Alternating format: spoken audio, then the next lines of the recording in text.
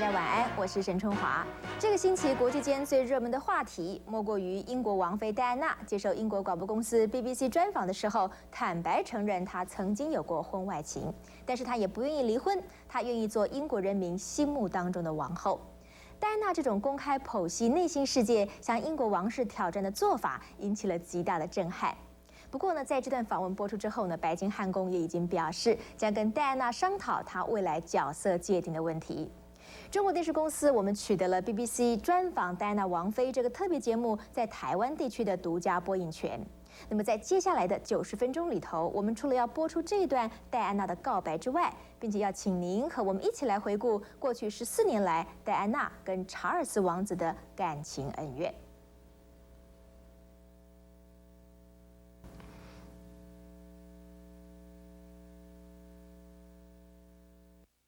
自头讲到尾，自早话到暗，讲到嘴甲全破，讲到有罪无乱。来，啉黑松杨桃汁，过来有辣话到无辣，有声话到少声，养生之道，黑松杨桃汁，另外一条。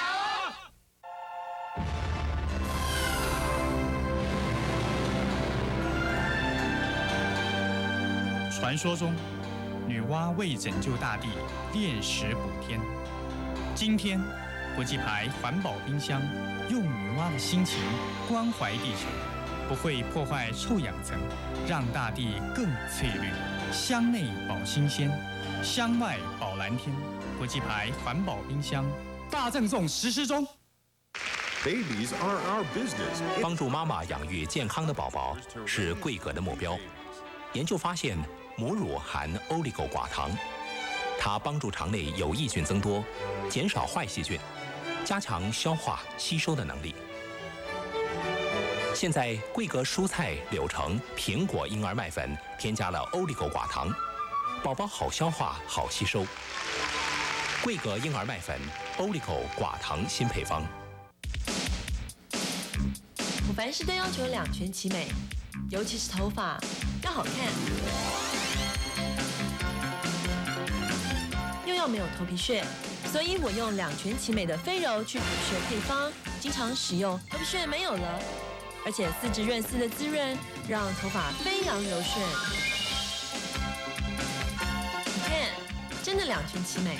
绿色飞柔去头皮屑配方，头发依然飞扬柔顺。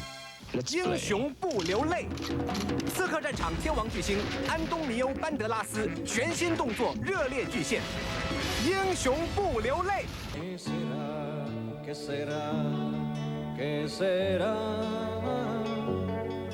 当你看到旺字，心中大喊旺旺，今天就会旺气十足。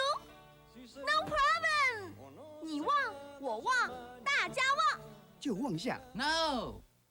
我是律师，有一份证据说一分话。克潮灵除湿剂，除湿真的看得见。克潮灵，克服潮湿真灵。庆祝郭元益台北南京东路新门市开幕，郭元益喜饼全面8折，加送喜饼喜糖。新的克潮灵更划算了，可重复添加克潮灵除湿剂，省钱又环保。克潮灵除湿桶可重复使用哦。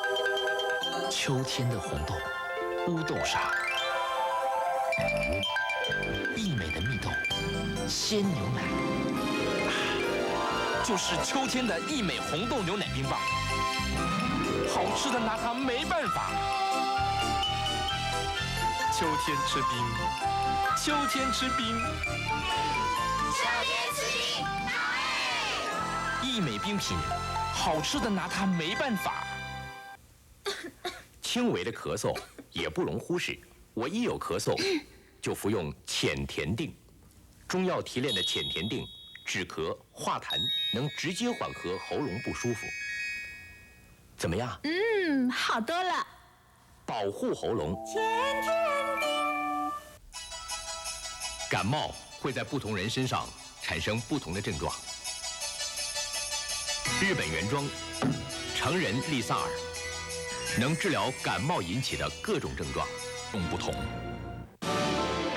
他走过艰辛，他无怨无悔，他知福惜福，他绝不向命运低头。轰动日本、创收视巅峰的经典巨作《命运》，温馨励志的情节令人振奋，精彩感人的好戏更胜阿戏。12月1号星期五晚上9点半，中视周五剧场隆重播出《命运》。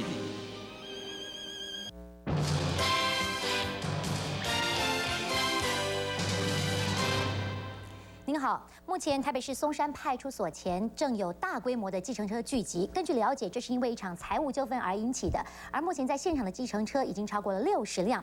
那么警方正在积极的和群众协调，场面是相当紧张，但是还没有冲突发生。我们将有最新的报道。另外，涉及台湾省议会副议长杨文兴贿选案而被判刑的8位省议员发表了不服判决的联合声明，同时表示将不再为国民党辅选。而准备从行政部门转战立法部门的陆委会主委萧万长，今天第2度向行政院长连战请辞，表明坚定参选的决心，并且已经获得批准，将由副主委高孔廉代理职务。另外，选战越来越激烈，在众多候选人交锋的紧锣密鼓声中，有不少行业因而大。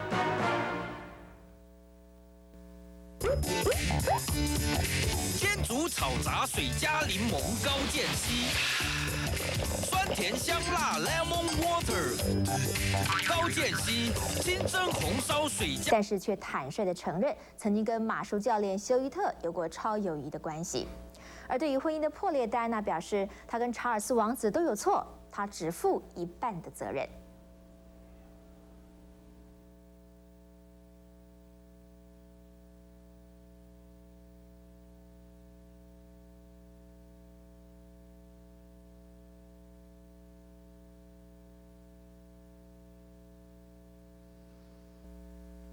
多年来，我向您推荐新万人的产品。现在康德600药品许可证经核准，变更品名为。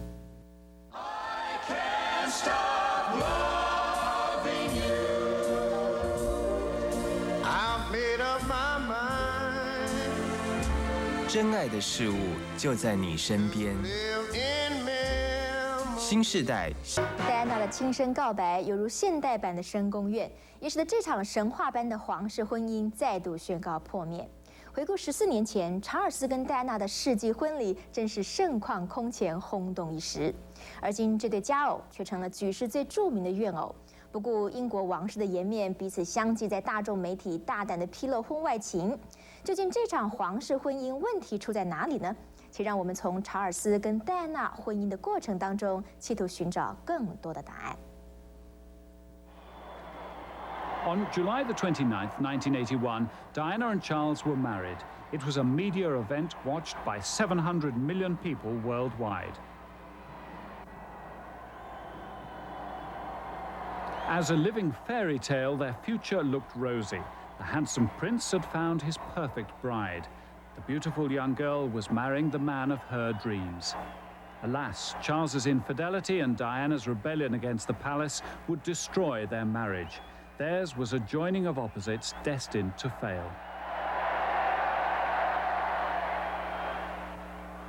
After a secluded honeymoon aboard the Royal Yacht Britannia, Diana and Charles returned to the full glare of publicity on an official tour of Wales.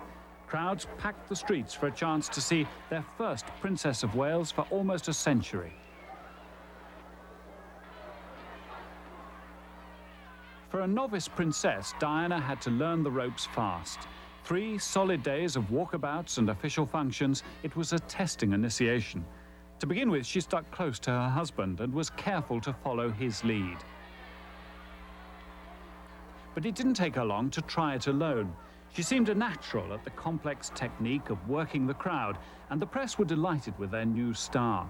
As the focus of all their attention, she'd now stolen her husband's limelight, just like the young Jackie Kennedy had on a trip to Paris that made her a world phenomenon.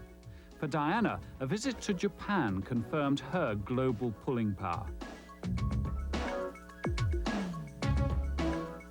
Towering above them, Diana's blonde beauty was like something from another world. Overnight, she became a national obsession. It was this blonde goddess the crowds came to see in such huge numbers, not Charles. Like President Kennedy before him, he suddenly found himself as the man who accompanied his wife. Diana's popularity was an antidote to her underlying lack of self-esteem, but upstaging Charles was to be her downfall. Her visual appeal was helped by her striking sense of fashion. Enlisting the advice of Vogue magazine, she created a whole new look for royal women. But the Princess of Wales, even at the age of 19 or 20 when she was married, had a very distinctive and very personal style of her own. And I think Vogue just probably, sent her in a couple of directions so that she knew who the British designers were, and then she took off from there. To begin with, she wore traditionally pretty clothes, very suitable for a 20-year-old, a romantic style of frills and full skirts. Her famous frill-neck blouse started a craze as thousands copied, and the Mary Queen of Scots look became an immediate fashion. As she grew older, her style changed, not radically like Paris fashions, but to suit her maturing and the demands of the job. It all became far more fined down and tailored, simple and clean-cut. With her height and model's figure, the designs are always shown off to maximum effect. Royal status demands appropriate formal dress, but she's used her position as a high-profile clothes horse to practical effect. Very early on, she chose to wear only British designs, and overseas tours became a showcase. But she has occasionally broken her British-only rule. For a visit to Paris, she decided that the fashion capital of the world deserved a well-timed exception. Just for that first moment when she arrived and stepped onto French soil, she chose to wear a design by Chanel. As with Jackie Kennedy, her hosts were charmed by a foreign guest with an eye for style, particularly if it's French. It's not always been fashion for fashion's sake. With careful research and forward planning, her clothes have often acted as a form of complementary shorthand to the country she's visiting. Well, one can see a thoroughness in the thought behind it. I mean, the dress, for instance, in Japan with the red circles on it, which was to honor the Japanese flag, it was a lovely idea, lovely thought. And I think she must give an enormous amount of attention to where she's going and who she's going to meet. I mean, I think that's so flattering if people do that sort of thing and actually think things through. Hats are a key part of Diana's style. By pioneering the tailored look, she made them fashionable again. Wide-brimmed, imaginative and witty, they're a dramatic departure from previous royal designs.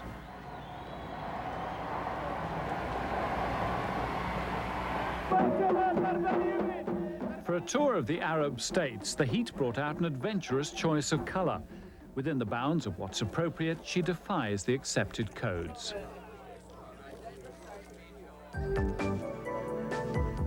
For Hong Kong, she produced something with an oriental flavor, a pagoda-style hat in emperor purple. But behind these ceremonies, her marriage was already crumbling. To compensate for a lack of love from Charles, she started to reassure herself through an extravagant taste in clothes.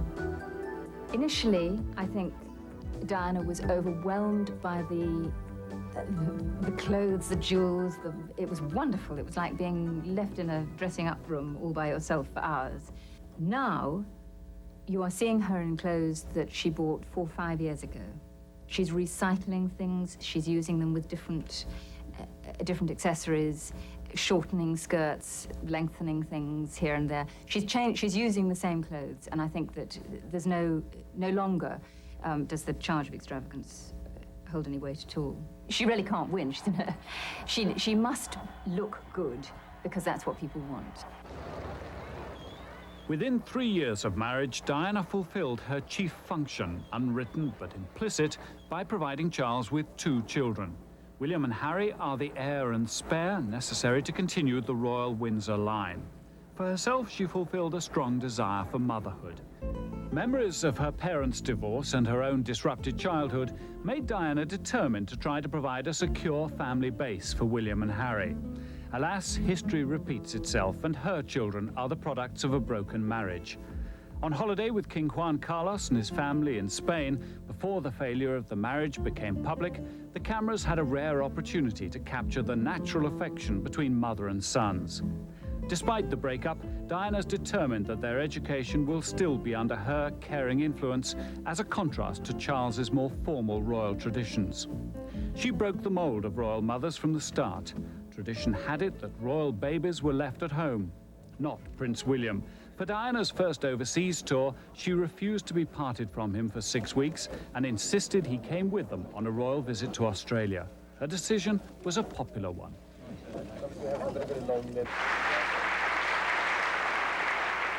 Diana was not only changing royal baby routines, her influence on her husband was also beginning to show.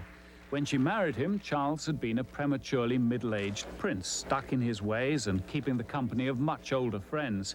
Being around the intoxicating mix of a 21-year-old's youth and glamour had loosened him up. He'd become more demonstrative and relaxed. Taking on a young wife had definitely put a new spring in his step.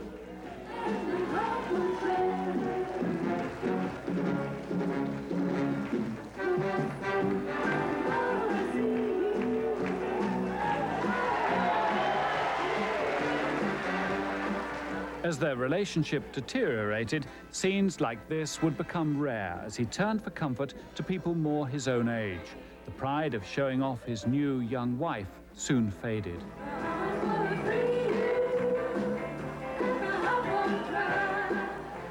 She knocked years off Charles. She cheered him up, brightened him up, and just brought him into touch with his own generation and the younger generation. Charles had never really been that interested in his own generation. He'd always gravitated towards older people.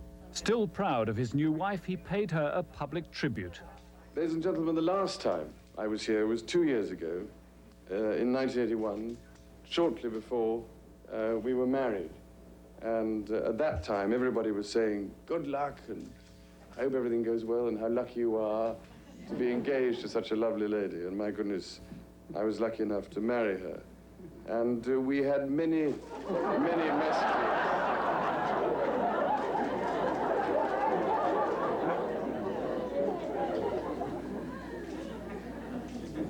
It's amazing what ladies do when your back's turned. On another occasion, when Charles's back was turned, Diana tried out a fake bottle. But behind these staged scenes of fun and games, their marriage was falling apart. Balmoral in the Scottish Highlands is the most remote and private of the royal family's estates. Diana has always hated spending time there, but it's where Charles feels most at home. For him, its wild beauty is the perfect romantic setting, and it was the first place he brought his new bride after their honeymoon. At this point, they seemed a newly married couple very much in love. But many already questioned the long-term prospects for two people with very little in common.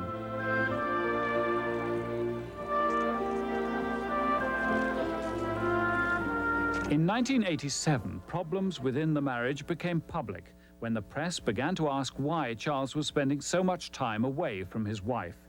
While he walked the hills at Balmoral, Diana remained in London with the children. They were apart for almost 6 weeks.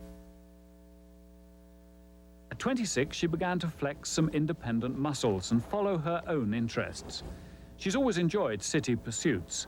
A people person, she thrives on regular lunches with friends at fashionable restaurants. In contrast, Charles prefers some quiet painting by himself.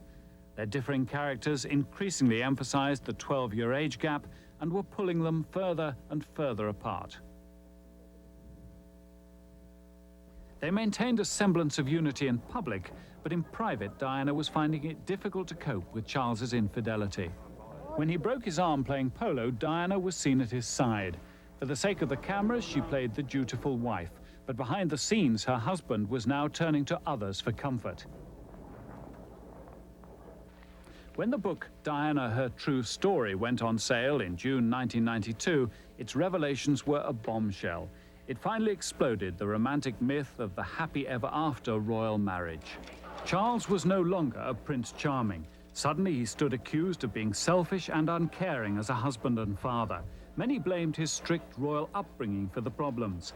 Others pointed the finger at Diana's own unhappy childhood. For the royal family, there were more shocking press revelations to come.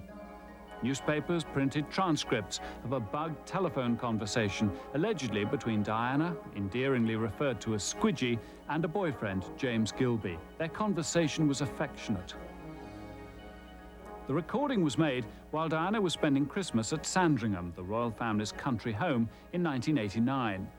More illicit recordings would later allege that Charles had had a telephone conversation at around the same time with a girlfriend, Camilla Parker Bowles. Leaving the scandal behind them, Diana and Charles left for an official visit to Korea. But a full-blown ceremonial welcome still couldn't lift the prevailing gloom. The charade was over, and the tragedy of a broken marriage was laid bare for all to see. Even Diana, normally a master at hiding her emotions, knew the game was up. A visit to the Taj Mahal in India gave her public a poignant image of her own lost love. It's a monument built in memory of an adored wife.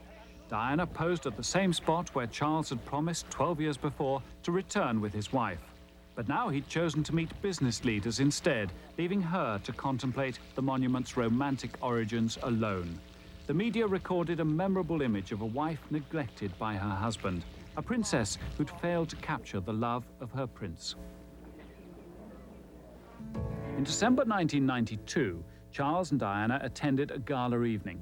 It was their last public appearance together before the Prime Minister John Major addressed the House of Commons. It is announced from Buckingham Palace that, with regret, the Prince and Princess of Wales have decided to separate. Their Royal Highnesses have no plans to divorce, and their constitutional positions are unaffected. This decision has been reached amicably, and they will both continue to participate fully in the upbringing of their children. Diana was now officially independent of Charles and determined to maintain her international status. Diana's profile abroad is still phenomenal, and she's now taken on an official role with the Red Cross, aiming to concentrate her charity work on the international stage. The magnetism of royalty has always helped make her foreign trips powerful mediums for promoting her causes. It remains to be seen whether her detachment from the royal family will affect her pulling power. As mother to an heir to the British throne, Diana can never be totally banished from the royal court. And nor does she wish to be. She enjoys being the Princess of Wales and isn't pushing for a divorce. At first there was little sign of a strong will. Now it's easy to see that without one she would have succumbed to all the pressures. She's thoroughly disproved the dumb blonde theory. Since she first became Princess of Wales, her life has undergone a series of fundamental changes. At 30-something, she's now adjusting to being a woman on her own.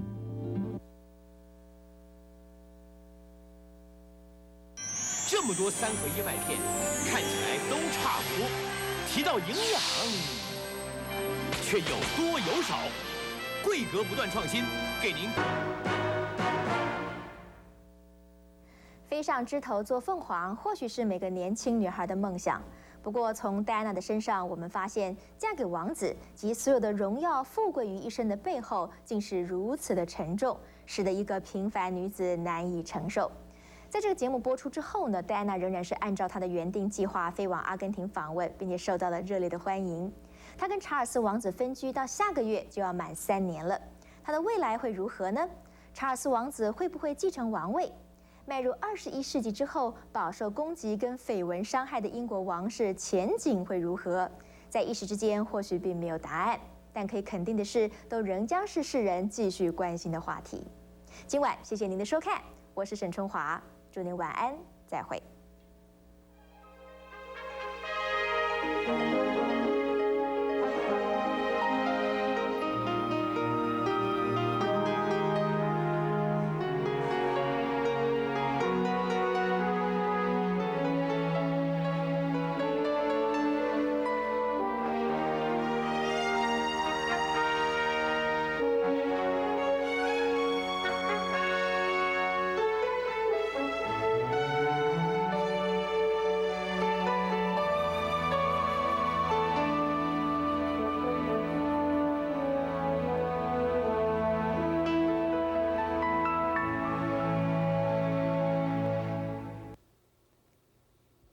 请观赏周五剧场《慰安妇的情人》